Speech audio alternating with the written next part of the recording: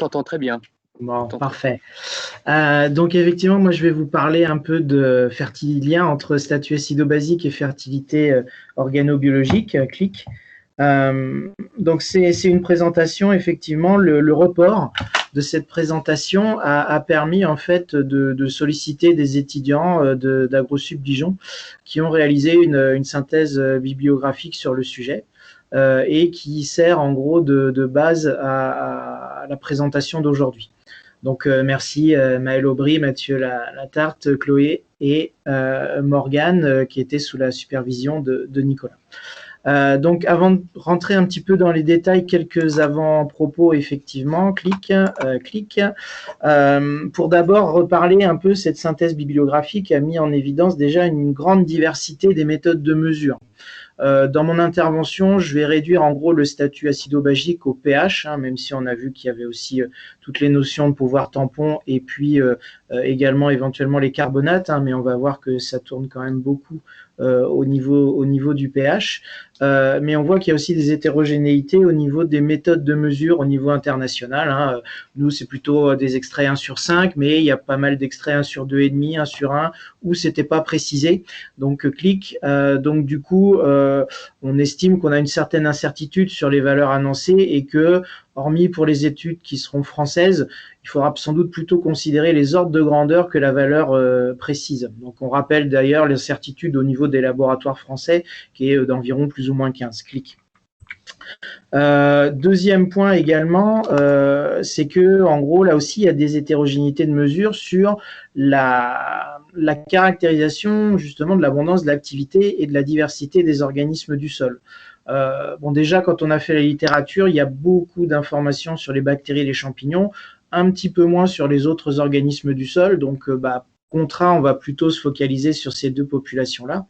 Et voilà, en termes de méthodologie d'analyse, je vous ai listé quelques grandes catégories de ce qui existe pour mesurer l'abondance, des méthodes plus anciennes, fumigation-extraction, des méthodes où là, plus récentes, on va mesurer l'ADN. Sur les activités, on va s'intéresser à la respiration, à des activités enzymatiques, des activités contrôlées en ajoutant des substrats. Sur la diversité des organismes, il y a différentes méthodes, les PLFA, du séquençage d'ADN spécifique, 16S donc pour les bactéries, 18S pour les champignons. Voilà, donc du coup là, moi, j'ai pas forcément tenu compte des éventuels biais qu'il pourrait y avoir liés à l'une ou l'autre des méthodes. On a pris les informations dans leur global. Après, s'il y a des experts qui sont plus à même de dire que telle ou telle autre méthode n'est pas valide, on pourra toujours réviser un peu les choses. Clic. Donc, autre point aussi, c'est que cette bibliographie-là s'intéresse à des dispositifs expérimentaux très diversifiés. Ça va des études en laboratoire, en milieu de culture, en culture en pot, jusqu'à des observatoires à l'échelle du territoire comme le RMQS. Donc du coup, attention aux échelles auxquelles on s'intéresse pour tirer des conclusions, parce que on peut avoir des échelles, des compréhensions très fines des mécanismes, mais on ne sait pas l'importance qu'ils vont avoir in situ, ou à l'inverse, des visions extrêmement globales où on met en relation des paramètres sans comprendre forcément les causes réelles des éléments qu'on a en face. Et dernier point, clic sur avant-propos, c'est que il faut jamais oublier qu'on est dans une composante globale d'impact sur la fertilité organobiologique et que forcément on va chercher à hiérarchiser les facteurs. Et on sait que la vie des sols, c'est surtout régi les organismes par l'habitat, la qualité de leur habitat et l'accessibilité aux ressources. Et donc ça, l'habitat, ça va être la diversité du paysage, la structure du sol, la physico-chimie, ou la diversité des ressources. Clic, ça va être surtout la qualité des matières organiques et aussi la disponibilité des nutriments. Clic, donc du coup, le statut acido-basique en lui-même et notamment le pH peut impacter effectivement sur ces deux aspects, mais c'est pas forcément le premier des facteurs limitants et donc parfois on pourra avoir des effets pH alors qu'au final ce sera un autre facteur qui pourra être limitant. Clic. Donc du coup voilà un peu pour l'introduction avant-propos et donc quelques rappels sur les organismes du sol et leurs fonctions.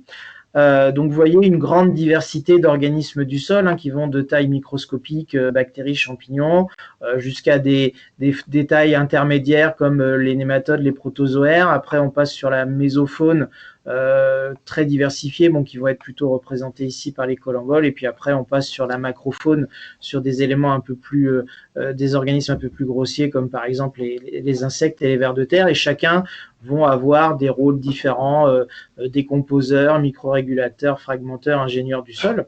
Donc ça, c'est la vision classique, effectivement, qu'on a dans la biologie du sol. Et quand on s'y intéresse, on voit que cette fraction vivante du sol va représenter quelques pourcents de la matière organique globale du sol. Et parfois aussi, on a aussi une proportion relativement importante de racines qui vont être présentes dans le sol. Donc du coup, dans mon exposé, j'ai intégré aussi la plante au travers de son système racinaire parmi les organismes du sol. Clic, et notamment parce que le végétal, par les processus d'exudation racinaire, hein, on sait qu'à l'extrémité des racines, ils vont libérer des composés carbonés lors du développement végétatif. Eh bien, ces exudats vont être un des principaux facteurs qui vont influencer les organismes du sol, premièrement les micro-organismes, mais après l'ensemble de la chaîne trophique. Donc du coup, c'est un levier extrêmement important dans la biologie du sol au sens large. Et voilà quelques exemples. On voit l'activité microbienne qui est jusqu'à 20 fois supérieure dans le sol rhizosphérique, hein, donc c'est quelques millimètres autour des racines. Et du coup, on a parfois, par contre, des pressions de sélection plus fortes. Donc, on constate aussi des diversités microbiennes qui vont être plus faibles à proximité. Notamment, on voit qu'il y a des compétitions très fortes pour le fer. Clic. Et on sait que le pH de la rhizosphère diffère également du pH du sol. On a déjà commencé à un peu en parler. Alors, soit plus élevé, soit plus faible, on verra, il y a les deux tendances. Donc du coup, cet écart-là, voilà, il n'est pas forcément constant, ça dépend de l'espèce, du stade de la croissance, de la nature d'adhésion de la solution du sol. Donc forcément, si on s'intéresse au sol non rhizosphérique ou au sol rhizosphérique, on pourra avoir des visions qui sont un petit peu différentes. Clic. Et donc, ces organismes du sol, bon, ça, c'est des diapos qu'on a déjà vus assez fréquemment, vont assurer un certain nombre de fonctions qui après assurent des services écosystémiques. Donc, on va beaucoup parler recyclage des nutriments, hein, soit capture du CO2 et ou de l'azote pour les organismes fixateurs. Et puis après, mise à disposition des éléments. Également, tout ce qu'on a vu, transformation du carbone, on en a déjà parlé un petit peu les interventions précédentes, des rôles aussi sur le maintien de la structure, soit par la réalisation de galeries ou de macro-micro-agrégats, soit avec la stabilisation de certains agrégats avec les polysaccharides microbiens. Et puis, on a toute une notion sur la régulation des populations en termes aussi bioagresseurs, donc tout ce qui est compétition et effet, entre guillemets, barrières liés à ces organismes du sol. Donc, du coup, à la fois, on va s'intéresser à l'impact du pH sur la présence des organismes, mais aussi forcément sur les fonctions qu'ils assurent. Clic. Donc du coup, statut acido-basique et organisme du sol, qu'est-ce qu'on entend par là? Clic. Donc les niveaux de compréhension de l'impact du statut acido-basique peuvent se faire à différents types d'échelles, on l'a vu en introduction. Ça peut être soit des approches par modélisation ou des approches statistiques, hein. Vous avez l'exemple ici sur la relation, l'effet qu'a le pH et le calcaire dans l'équation de prédiction de minéralisation de l'azote organique, hein. Donc on voit là, on a un effet croissant du pH jusqu'à une espèce de plateau autour de 8, 8,5, et puis un effet négatif de la teneur en calcaire. Donc c'est issu de données terrain, et puis après on fait des modèles statistiques pour voir quels sont les paramètres qui influent. Mais clic, on peut aussi avoir des niveaux où on va comprendre un peu plus finement les processus, donc généralement plutôt en conditions contrôlées. J'ai illustré ici deux exemples de compréhension de processus, hein, à savoir la compétition pour le fer, qui est un cofacteur de nombreuses enzymes, hein. Dès qu'on va être sur des pH qui vont être supérieurs à 6,5, où la mobilité est réduite, là par exemple on sait que les sidérophores des champignons, donc les éléments qui vont être capables de capter le fer, sont généralement moins d'affinité que ceux qui sont produits par les bactéries. Donc on voit que là il y a des histoires de compétition. Et puis autre élément, par exemple sur la toxicité liée à la mise en solution des éléments traces métalliques en pH acide également, l'effet inhibiteur est plus fort pour les champignons que pour les bactéries, parce que les bactéries, elles, a priori, sont capables de se protéger avec des capsules de polysaccharides et qui vont chélater en gros les éléments métalliques. Donc du coup, voilà, on voit qu'en fonction de l'échelle à laquelle on s'intéresse, il peut y avoir aussi des compréhensions différentes. Donc j'ai essayé de mixer un petit peu tout ça. Alors, maintenant, on va parler de notions aussi de préférence écologique, c'est-à-dire quand on s'intéresse aux organismes du sol, bah, ils ont des plages de tolérance qui ne sont pas forcément les mêmes choses que les plages de préférence sur justement un certain paramètre, y compris aujourd'hui le pH. Donc, si on s'intéresse à la mésofaune et la microfaune, représentées respectivement par les colamboles et les nématodes, quand on regarde un peu la littérature, en gros, ils sont présents à tous les pH, hein, mais globalement, ils semblent quand même préférer les pH acides. Et il y a des études qui montrent effectivement que la diversité des colamboles, notamment, diminue en pH basique. Clic. Pour les vers de terre, là aussi, dans les régions tempérées, la littérature semble montrer que on en retrouve dans une très grande plage de pH, hein, qui va de 5 à 7,5, et ils peuvent même tolérer des extrêmes, hein, jusqu'à 4,5 et jusqu'à 8, même si chaque espèce de ver de terre va avoir son optimum ou sa zone préférentielle. Et donc ça aussi, après, c'est des éléments intéressants à regarder quand on va essayer de diagnostiquer un peu l'impact des espèces.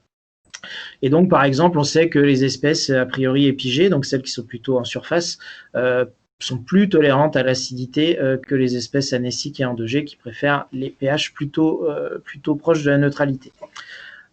Bon voilà, donc là on rentre, c'est tout ce que je vais dire sur les autres organismes du sol que les bactéries et les champignons. Maintenant on va plutôt se concentrer sur ces deux populations. Donc les bactéries, elles, vont aussi se retrouver à des pH relativement diversifiés, et la littérature semble indiquer que la croissance est généralement limitée en dessous d'un pH à 6,5, et là aussi chaque genre va avoir des spécificités. Donc là j'illustre avec le rhizobium, donc qui fait les nodosités sur les légumineuses, hein, avec un optimum de croissance autour de 7, 7,5. Et ça s'explique parce qu'en milieu trop acide, à la fois la luzerne n'émet pas suffisamment de molécules signal pour attirer le rhizobium, et puis la formation des nodules nécessite pas mal de cationnes et de molybdène qui sont généralement moins disponibles ou présents en sol acide. Et puis enfin, il y a aussi la toxicité aluminique et manganique qui va être plus forte dans les sols acides. Clic. Donc du coup, ça pour les bactéries. Et quand on s'intéresse aux champignons, eux, ils vont avoir une gamme de présence un peu plus importante, hein. Ils vont supporter des pH plus acides que les bactéries, notamment en immobilisant mieux les métaux toxiques comme l'aluminium, et ils sont plus compétitifs pour les bactéries pour l'exploration d'un substrat. Par contre, on ne peut pas forcément dire que ce sont des organismes acidophiles, hein, comme on l'entend parfois, hein. C'est juste qu'effectivement, comme ils tolèrent un peu mieux les milieux acides, bah, la proportion va évoluer un peu bactéries-champignons, même si les bactéries sont toujours dominantes, mais pour autant, on retrouve aussi des champignons en milieu basique. Clic. Et il y a aussi des différences, notamment pour les champignons qui ont des phases en gros actives et des phases végétatives, hein, où on peut voir des différences d'optimum de pH entre les phases de sporulation et les phases de germination, hein. Pour des espèces de pythium, on a des optimums de croissance, donc de développement des ifs entre 5 et 6, et puis par contre la germination, elle, des zoospores est plutôt sur des pH un peu plus élevés. Clic. Donc voilà, donc on a des notions de préférence qui au final sont pas forcément si toutes les zones se recoupent en gros, hein, même si on sait qu'il y a des préférences. Et on sait aussi que du coup les organismes vont avoir un impact sur le statut acido-basique, hein. On l'a déjà un petit peu évoqué, je vais remettre certains éléments, je vais passer rapidement. Clic. Donc là, on peut dérouler l'ensemble de la diapo pour aller plus vite, hein. Donc on l'a déjà évoqué, hein, le CO2 va avoir des rôles globalement acidifiants. Il se trouve que c'est les micro-organismes par la respiration et par les respirations des racines aussi vont produire du CO2, et du coup l'air du sol ou l'air à proximité est beaucoup plus concentré que l'air de l'atmosphère, donc la formation d'acide carbonique peut être favorisée s'il n'y a pas de canaux pour évacuer en gros ce CO2 dans l'atmosphère. Je ne reviens pas sur les processus de nitrification, la synthèse des acides organiques qui a été déjà évoquée lors de la première intervention, et puis également l'oxydation du soufre qui va être globalement négligeable, sauf a priori quand on a des apports massifs ou quand on va assécher des solides hydromorphes, puisque les milieux tourbeux sont des milieux particulièrement riches en soufre. Clic.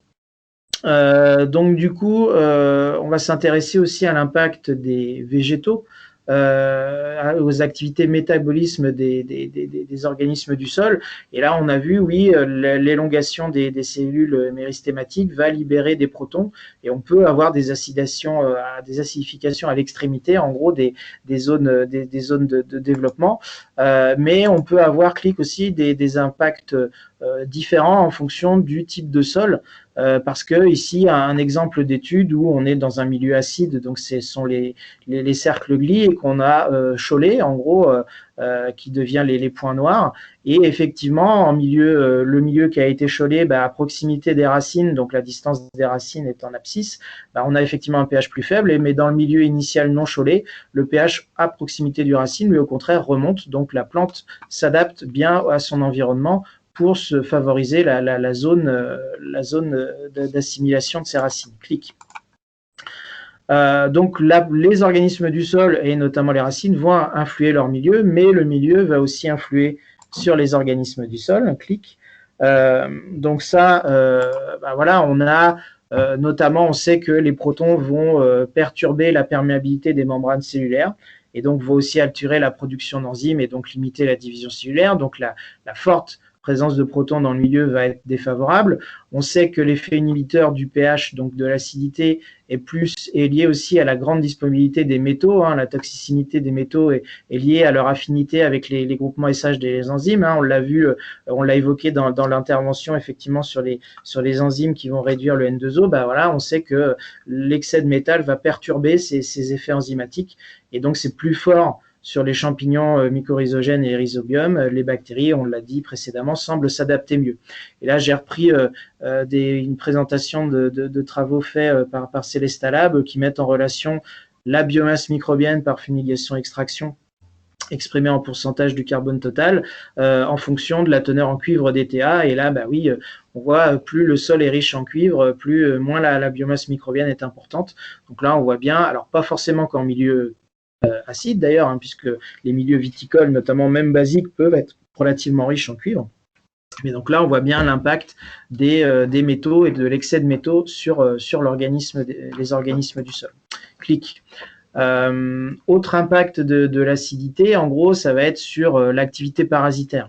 Là, on sait que l'expression du pouvoir pathogène d'un certain nombre d'organismes du sol va dépendre du niveau de pH. Il y a certains pathogènes comme les Aphanomyces, le Pythium, les Fusariums qui vont plutôt préférer les milieux acides ou qui vont avoir un pouvoir pathogène significatif en milieu acide, alors que d'autres vont plutôt s'exprimer en milieu neutre et alcalin, comme le piétin échaudage, l'agade, la pomme de terre, et puis certaines pourritures.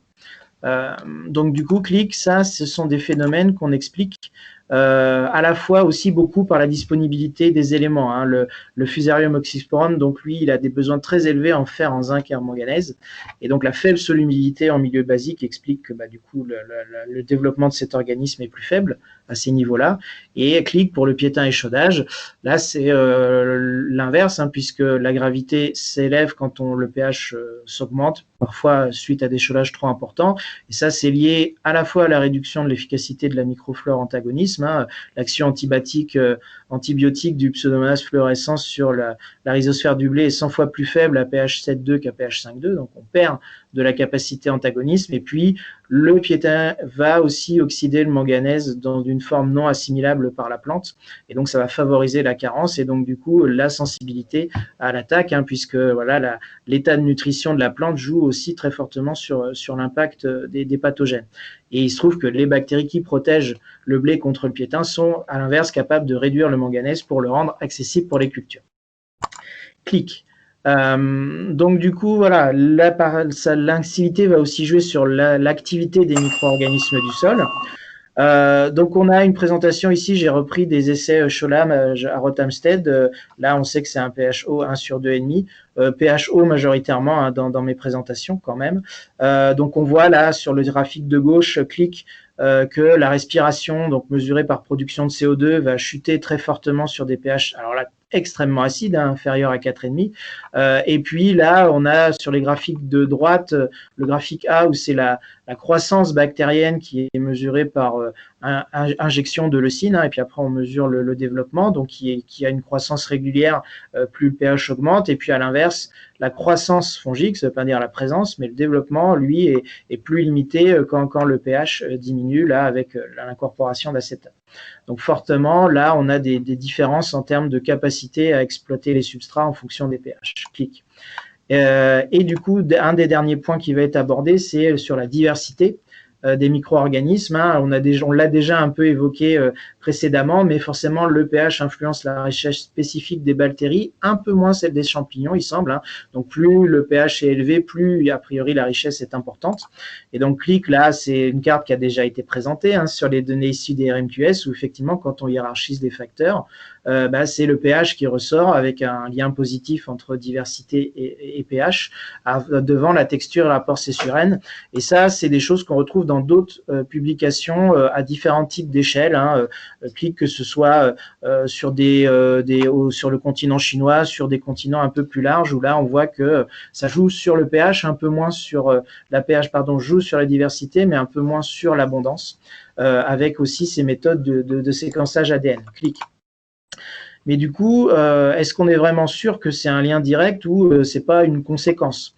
En gros, clic, par exemple, ici, je vous présente des résultats d'un essai en agriculture biologique où on a fait des mesures de biomasse microbienne et quand on regarde ces essais, on voit des liens entre la biomasse microbienne et le niveau de pH. Mais il se trouve que cet effet pH, il cache sans doute un effet rotation différencié qui est peut-être plutôt la conséquence des impacts sur la biomasse que le pH lui-même. Et clic, des études aussi à des échelles multicontinentales montrent aussi des relations assez fortes entre le pH et la structure ou la diversité des communautés microbiennes. Mais pour autant, en fait, les auteurs soulignent qu'en fait, ce pH traduit en gros un intégrateur d'un certain nombre de conditions de sol, disponibilité des métaux, solubilité, qualité de la matière organique, et qu'en fait, les milieux acides seraient des milieux moins productifs, donc qui produisent moins d'éléments, et donc où le développement des organismes et la pression est plus forte, et donc la diversité plus faible. Donc voilà, en conclusion, pour terminer là-dessus, globalement, on sait que l'acidité va être globalement défavorable à l'activité biologique, hein, mais la grande acidité, après, où est le bon optimum et compromis, là, c'est plutôt difficile à énoncer. Et donc, je vous présente un exemple de ce que les étudiants avaient fait hein, sur les conséquences de l'acidité sur l'abondance des organismes et les activités que chaque organisme va faire, l'action sur la chimie du sol et donc les impacts sur les fonctions et services écosystémiques. Voilà, j'ai un tout petit peu démerdé. Je vous remercie pour votre attention.